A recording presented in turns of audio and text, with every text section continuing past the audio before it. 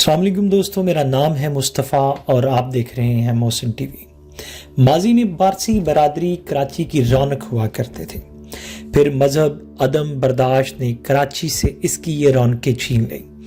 پارسی آبادی ہمیشہ کم رہی ہے، لیکن اس کی خدمات و کارنامے کراچی کے ماضی اور حال کی زینت میں ہمیشہ اضافے کا باعث بنے ہیں۔ پچھلی کئی دہائیوں سے پاکستان میں آباد پارسیوں کی تعداد میں تیزی سے کمی دیکھنے میں آ رہی ہے۔ اس کے محرکات میں بنیادی طور پر ملک میں امن و امان کی صورتحال کے ساتھ ساتھ اعلیٰ تعلیمی اداروں اور نوکری کے بہتر مواقع کا فقدان ہونا ہے۔ پارسی برادری میں شرح تعلیم 100% ہے۔ یہی وجہ ہے کہ پارسیوں کی کارکردگی پاکستان کی دوسری اقلیتوں کے مقابلے میں ہر شعبے میں نمایاں رہی ہے۔ پارسیوں کا زرتشتی عقیدہ عالمی تاریخ کے قدیم ترین مذاہب میں سے ایک ہے۔ ماہرین کا خیال ہے کہ یہ مذہب بدھ مت، یہودیت، مسیحیت اور اسلام سے کہیں زیادہ پرانا ہے۔ کراچی شہر میں واقع بہت سی تعمیرات اب بھی پارسیوں کی خدمات کا پتہ دیتی ہیں۔ اس شہر میں زرتشتیوں کی عبادت گاہ دار میر 1848 میں تعمیر کی گئی تھی۔ اس عمارت کا فن تعمیر آج بھی اس کے تابناک ماضی کی یاد دلاتا ہے۔ اس میں اب پارسیوں کا ہجوم دیکھنے میں نہیں آتا، اس لیے کہ مقامی زرتشتیوں کی ایک بڑی تعداد بیرون ملک منتقل ہو چکی ہے۔ تاہم یہ برادری آج بھی پہلے کی طرح متحد ہے۔ افسوس کی بات یہ ہے کہ معاشرے میں پارسیوں سے متعلق غلط فہمیوں نے انہیں سماجی طور پر تنہا کر دیا۔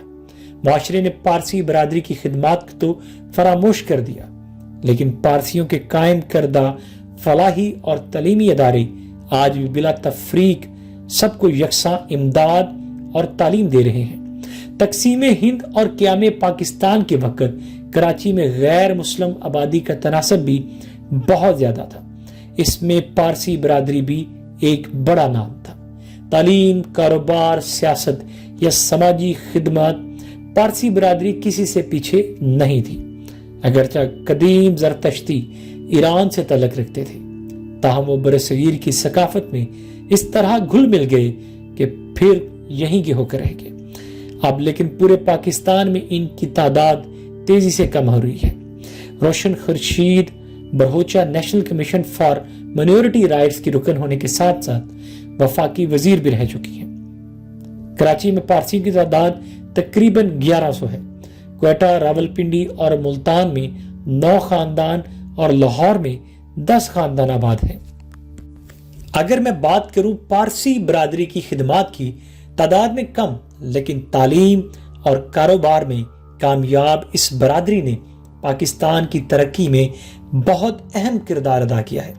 بیرام دنشا اواری پاکستان کی ایک مایہ ناز کاروباری شخصیت ہے۔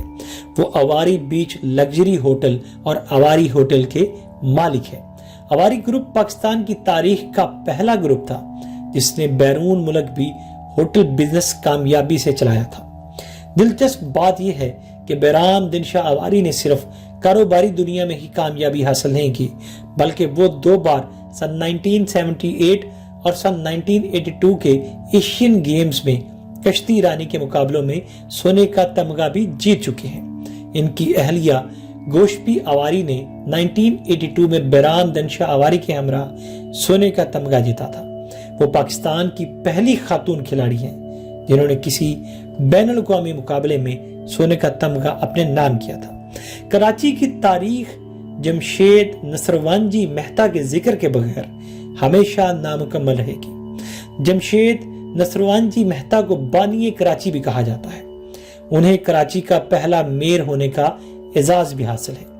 یہ جمشید مہتا کی محنت ہی تھی جس نے چھوٹے سے شہر کراچی میں سڑکیں، ہسپتال، تعلیمی اور فلاحی ادارے اور پارک تعمیر کروائے، یہاں تک کہ شجر کاری بھی کروائی اور جانوروں کے لیے پینے کے پانی کا ایک باقاعدہ نظام قائم کیا اور ان کے لیے ایک ہسپتال بھی تعمیر کروایا۔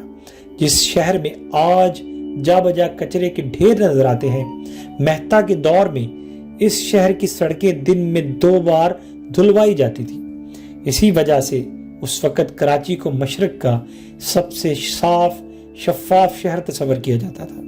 کراچی میں واقع جمشید کوارٹرز آج بھی جمشید مہتا کی یاد کو تازہ کرتے ہیں۔ جمشید مارکر جو 3 دہائیوں سے زیادہ عرصے تک سفارتکار رہے، پارسی برادری کا ایک جگمگاتا نام ہے۔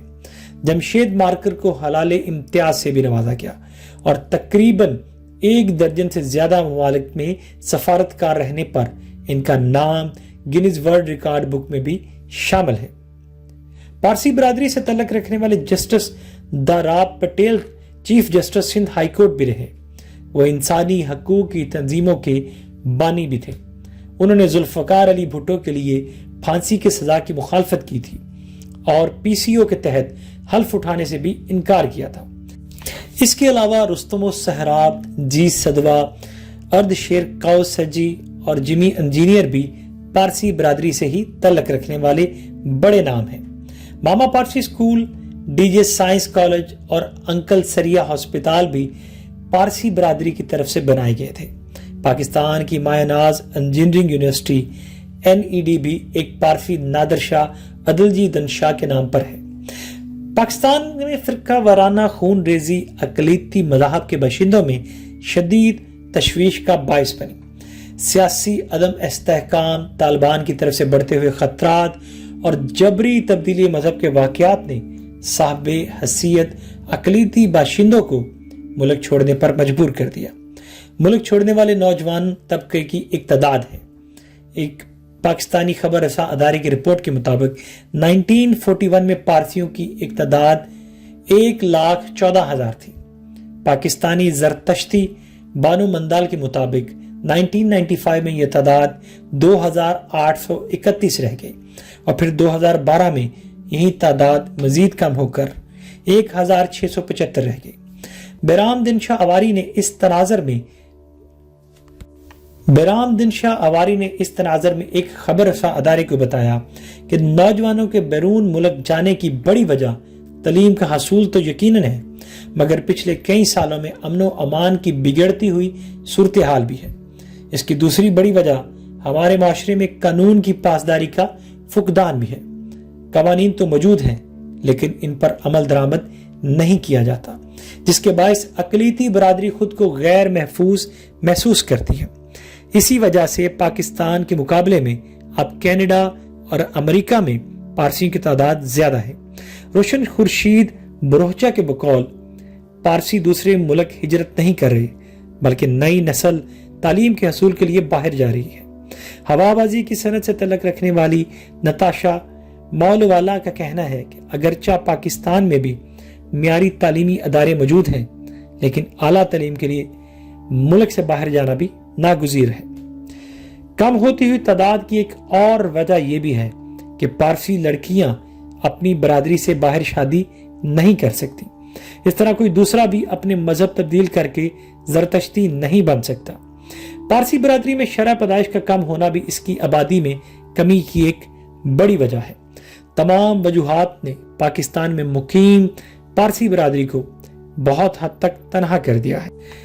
نتاشا مولوالا کہتی ہیں، میں بچپن میں اپنے مذہبی تہواروں پر جوش و خروش سے تیاریاں کیا کرتی تھی اور پوری برادری میں خوب گہما گہمی ہوتی تھی۔ اب لیکن یہ سب کچھ ختم ہو گیا ہے۔ کراچی کے رہائشی ارشیش رانی جو پیشے کے لحاظ سے انجینئر ہے، انہوں نے اس بارے میں خبر رساں ادارے کو بتایا کہ وہ اکیلا پن تو محسوس کرتے ہیں لیکن اس بات کا اطمینان بھی ہے کہ ہماری اولاد بیرون ملک اپنی زندگی سے مطمئن، خوش اور کامیاب ہے۔ وہ اپنی اہلیہ کے ہمراہ ہر سال اپنے بچوں سے ملنے بیرون ملک جاتے ہیں۔ پاکستان میں پارسیوں کے مستقبل سے متعلق ایک سوال کے جواب میں بیرام اواری پر امید نظر آئے۔ انہوں نے خبر رساں ادارے کو بتایا کہ نوجوان پارسی ملک واپس آ کر اپنے معاشرے کے لیے کچھ مثبت کرنا چاہتے ہیں کیونکہ پارسی فلاحی کاموں میں ہمیشہ آگے رہے ہیں۔ اسی طرح پارسی نوجوان بھی اپنے ملک واپس آ کر اس روایت کو زندہ رکھیں گے۔ پارسی بھی پاکستان کے اتنے ہی وفادار ہیں جتنا کوئی اور پاکستانی، اس لیے عمر رسیدہ پارسی پاکستان کو ہی اپنا گھر تصور کرتے ہیں اور یہاں سے جانا نہیں چاہتے۔ زرتشتی مذہب کی مقدس کتاب کا نام اوستا ہے۔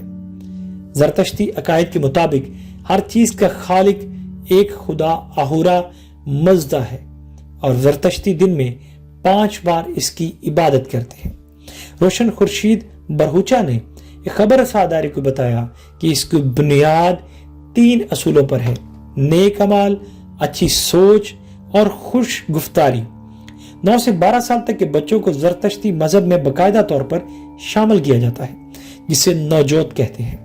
عنایت گزدار کی کتاب زرتشتیوں کے لیے ABC کے مطابق خدا نے انسان کو یہ اختیار دیا ہے کہ وہ اچھائی اور برائی کے راستے میں تمیز کر سکے۔ زرتشتی عقیدے میں موت کے بعد صدقے کے آخری عمل کے طور پر جسم کو پرندے کی خوراک بنایا جاتا ہے تاکہ مردہ انسان جسم پانی، ہوا اور زمین کو ناپاک نہ کر سکے۔ تاہم اس عقیدے کے مطابق سب انسان برابر ہیں اور موت کے بعد ان کے اعمال ہی ان کے کام آئیں گے۔ اس لیے پارسی برادری میں فلاحی کاموں کا رجحان بہت زیادہ ہے۔ یہ برادری معاشی طور پر کمزور پارسی خاندانوں کو بھی ہر ممکن مدد کرتی ہے۔ امید کرتا ہوں کہ آپ کو میری یہ ویڈیو پسند آئی ہوگی۔ اگر آپ کو میری ویڈیو پسند آئی ہے تو پلیز میرے چینل کو سبسکرائب کریں اور گھنٹی کے بٹن کو ضرور دبا دیں۔ بہت شکریہ۔